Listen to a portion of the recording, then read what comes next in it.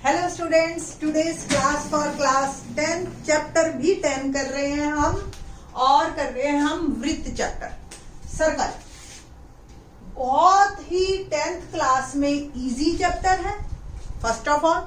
Second thing, इस chapter में हम लोग 9th से जितना भी पढ़ के आए कोई फर्क नहीं पड़ता। ये चैप्टर आपको एक थ्योरम यानी कि 3 मार्क की एक थ्योरम आएगी आपकी और एक क्वेश्चन 2 मार्क का 5 मार्क और बहुत इजी है। Within 2-3 lectures we will complete our chapter. और ये जो है आपका ज्योमेट्री से रिलेटेड हो गया तो आप एंजॉय करोगे। एक्चुअली जितना भी ज्योमेट्री बच्चों को मुश्किल लगती है ना, इसमें वो आसान लगती है। सबसे पहले हम सर्कल के बारे में जान लेते हैं वो बातें जो आप लोग ऑलरेडी जानते हो और जानते भी हो और आपको सब पता है। जस्ट एक रिकॉल कि आप इसे कैसे याद कर लेते हो कि, और जो बच्चों ने 9th में बिल्कुल भी नहीं पढ़ा इस चैप्टर को वो देखो। क्या कि एक सर्कल इसे कहते हैं हम, और ये इसका वैसे सर्कल की जो डेफिनेशन है वो ये है कि एक फिक्स्ड पॉइंट से फिक्स्ड डिस्टेंस लेते हुए,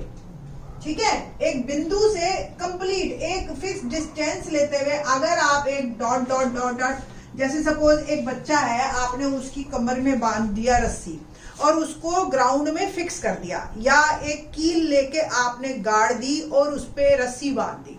अब आप एक रस्सी का दूसरा सिरा पकड़िए और एग्जैक्टली दूसरा बच्चा मूव करेगा। यहाँ रस्सी बंधी हुई है कील से, अब वो बच्चा मूव करेगा तो एक सर्कल बन जाएगा। ठीक है जी, ये आप बचपन से ऐसे देखते आते हो सर्कल बनने की चीज। दूसरी बात, आप लोग खुद भी फ्रेंड्स हो, सर्कल बनाते हो और आपको पता चल जाता है कि कौन आगे है कौन पीछे, एक सर्कल किस तरीके से कंप्लीट होता है। अब सर्कल के बारे में हम लोगों को जो पता है उस पे बारे में बात कर लेते हैं। इसको हम केंद्र कहते हैं, इसको हम त्रिज्या कहते हैं, और यही लाइन पूरी कर दो तो ये व्यास हो जाती है। त्रिज्या हमेशा व्यास की आधी होती है, इसलिए इसका एक नाम अर्धव्यास भी है। ये तो बात हो गई केंद्र, और ये मतलब हमारी जो है सर्कल की, ये जो आप 9th में पढ़ के आए हुए हो। और कुछ एक जो थ्योरम्स हैं वो भी हम बात कर लेते हैं। और क्या क्या बातें हैं, सकेंद्रीय वृत्त कौन से होते हैं, ऐसा जैसे एक सर्कल है, अब रस्सी आधे में पकड़ ली और एक और वृत्त बना दे, जिनका केंद्र सेम हो, ऐसे वृत्तों को हम सकेंद्रीय वृत्त कहते हैं। मतलब मैं वो बातें बता रही हूँ जो हमें चाहिए बस। अब इसको क्या कहते हैं, ए बी एक चाप, देखो कैसे लिखते हैं, ए बी चाप। ठीक है जी, अगर इसी लाइन को जोड़ दिया तो ये क्या बन गई, ए बी जीवा। चाप मतलब आर्क, जीवा मतलब कोण। ठीक है जी, इस तरीके से ओ सेंटर, केंद्र को हम सेंटर कहते हैं। ठीक है, व्यास को हम क्या कहते हैं, त्रिज्या को रेडियस। ठीक है जी, और डायमीटर व्यास। ठीक है, तो ये सब इंग्लिश में वर्ड्स आपके, क्योंकि जनरली हम यूज इंग्लिश में करते हैं, ये तो पर्टिकुलर जब हम चैप्टर कर रहे हैं और क्वेश्चन आ जाए हिंदी में लिखा हुआ और आपको मतलब ही ना समझ में आए तो बड़ी दिक्कत हो जाएगी। ठीक है, तो ये सब बातें हैं। अच्छा, और हमने क्या बता दें आपको कि एक जीवा जो है एक वृत्त को 2 भागों में बांटती है, और 2 भागों में बांटती है तो एक वो वृत्त खंड कहलाता है, छोटे वाले को लघु वृत्त खंड कह देते हैं और बड़े वाले को दीर्घ वृत्त खंड कह देते हैं। ठीक है, तो इस तरीके से ये वो बातें हैं जो 9th में हमने पढ़ ली और हमें अब 10th में इनकी जरूरत है। अब 10th में नया हम क्या पढ़ेंगे, 10th में हम पढ़ेंगे एक सर्कल और एक लाइन के बीच में रिलेशनशिप, जो हमारा ये चैप्टर है। एक सर्कल है और एक लाइन है। जब ये दोनों ऐसे दूर दूर पड़े हैं तो ये वृत्त है और ये एक लाइन है, रेखा। बस आप ऐसे कहो, ये रेखा थोड़ी सी करीब आती है वृत्त के और उसको टच करने लग जाती है। ठीक है जी, तो जब टच करती है तो हम इसको क्या कहते हैं, ये रेखा जो है वृत्त की बन गई स्पर्श रेखा, क्योंकि टच कर रही है, स्पर्श कर रही है। ठीक है जी, तो ये बन गई हमारी एक स्पर्श रेखा। ठीक, और रेखा can be extended from both side, line can be extended. ठीक है, और ये वृत्त है आपका, ये केंद्र है, और ये इसको टच करती है। इसकी खासियत क्या होती है, ये हमेशा इसको स्पर्श बिंदु कहते हैं, जहां पे ये टच करती है उसको स्पर्श बिंदु कहते हैं, और ये हो गई स्पर्श रेखा। अब स्पर्श बिंदु और वहां से अगर त्रिज्या खींची जाए यानी कि केंद्र को मिला दे तो ये हमेशा एक दूसरे पे लंब होते हैं। इसको हम सिद्ध भी करेंगे आने वाले टाइम में, बट ये एक खासियत है, मैं आपको ये बता रही हूं।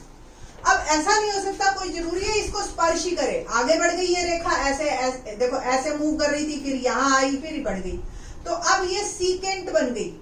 इंग्लिश में हम इसको सीकेंट कहते हैं। ये वही वाला सीकेंट है जो ट्रिग्नोमेट्री वाला, ठीक है।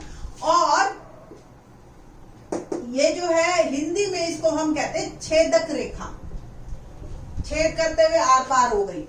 अब जीवा और छेदक रेखा में क्या फर्क है, देखो जीवा वो होती है जिसके दो रेखाखंड, ऐसी रेखाखंड जिसके दो अंत बिंदु यानी कि एंड पॉइंट्स सर्कल पे हो, और यही एक्सटेंड कर गए तो यही आपकी छेदक रेखा बन गई, ठीक है। छोटी छोटी बातें हैं जो डेफिनेशंस आपको क्लियर होनी चाहिए और आपको ये पता होना चाहिए।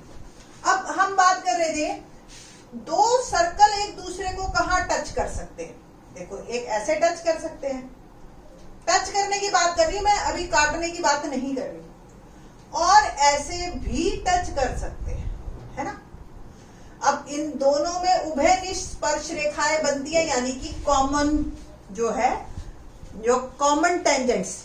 ओके, स्पर्श रेखा को हिंदी में मैंने नहीं बताया, इंग्लिश में नहीं बताया, इसको कहते हैं टेंजेंट, लाइन ऑफ टेंजेंट। बहुत इंपॉर्टेंट है, आगे अगर आप मैथ लेते हो तो बस टेंजेंट में ही घूमते रहोगे, तो tangent is very very important one. तो टेंजेंट लाइन कहलाते हैं, और ये स्पर्श बिंदु को हम कहते हैं पॉइंट ऑफ कांटेक्ट, जहां कांटेक्ट हुआ, पॉइंट ऑफ कांटेक्ट, ठीक। तो ये जो है आपकी इंग्लिश में भी टर्मिनोलॉजी है इसकी। अब हमारे कुछ कॉमन टेंजेंट हो गए, कॉमन टेंजेंट। कॉमन टेंजेंट का मतलब उभयनिष्ठ स्पर्श रेखाएं, उभयनिष्ठ स्पर्श रेखाएं। अब अगर सर्कल ऐसे टच कर रहा है तो उभयनिष्ठ स्पर्श रेखा एक बनी, इसको हिंदी में हम कहते हैं, वैसे बहुत ज्यादा हो जाएगा ये, अनुस्पर्श, बट इसकी जरूरत नहीं है हमें, और इसको अनुप्रस्थ कहते हैं अगर बाहर की तरफ भी दे दो, ठीक है।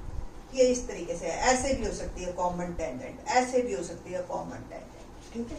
तो ये इस तरीके की है। बाकी स्पर्श रेखाओं के और भी प्रॉपर्टीज है, उससे रिलेटेड मैं आपको बाद में बताऊंगी अगले लेक्चर में, जब हमारे को वो काम आएगा। अब हम करेंगे exercise 10.1। 10.1 very important one, let's see. 1 mark का क्वेश्चन डेफिनेटली आपको ये एक्सरसाइज बोर्ड में 2 मार्क तो देके ही जाएगी, ठीक है जी। तो प्रश्न नंबर 1 क्या है हमारा, प्रश्न नंबर 1, एक वृत्त की कितनी स्पर्श रेखाएं हो सकती हैं। आप ये देखिए, अब आप कहोगे एक ही दिख रही थी हमें तो, ठीक है, कोई बच्चा 2 बोल देगा। कितने बिंदु है पहले ये बताओ आप, अनगिनत, तो अनगिनत ही स्पर्श रेखाएं बन सकती हैं। हर बिंदु स्पर्श बिंदु है, हर बिंदु पे स्पर्श रेखाएं बन सकती है। आपने देखा होगा मोस्टली पिलर्स जो है, जिन पे ट्रेन चलती है, जिन पे बाकी चीजें, वो सारी गोल क्यों बनाए जाते हैं, चौकोर बना दो, देखने में भी सुंदर लगेगा। बट एक सर्कल ही है जिसके अंदर अनगिनत स्पर्श रेखाएं हैं, उनकी काउंटिंग नहीं हो सकती, तो वो स्टेबिलिटी देती है टेंजेंट लाइंस हमेशा, ठीक है। तो पहले का आंसर जो है हमारे पास आएगा अपरिमित, अनेक, ठीक है, infinite many lines, many lines. तो हमारे को कितनी स्पर्श रेखाएं मिल सकती हैं, अपरिमित रूप से अनेक। क्वेश्चन नंबर 2 क्या है, क्वेश्चन नंबर 2, रिक्त स्थानों की पूर्ति करो। किसी वृत्त की स्पर्श रेखा उसे कितने बिंदुओं पर प्रतिच्छेद करती है, डैश पर प्रतिच्छेद करती है, बिंदुओं पर। तो ऑब्वियस स्पर्श रेखा तो वही होगी ना जो एक पे टच करेगी, टच करके निकल जाए, है ना। तो सिर्फ एक, वन एंड ओनली वन, एक स्पर्श रेखा, ठीक है। तो सिर्फ एक पे ही वो टच करेगी, दो पे कर गई तो वो छेदक बन जाएगी, ठीक है। तो पहला आंसर हमारा ए।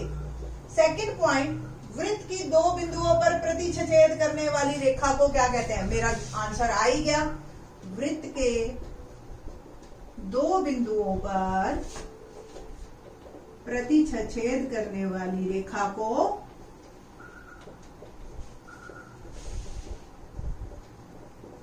छेदक रेखा कहते हैं, छेदक रेखा कहते हैं, ठीक है जी, इंग्लिश में सीकेंट। द थर्ड वन, एक वृत्त की कितनी समांतर स्पर्श रेखाएं हो सकती हैं। एक वृत्त की डैश समांतर स्पर्श रेखा हो सकती। देखो इसको मैं समझाती हूं आपको, बाकी तो आंसर रटना तो बहुत आसान है,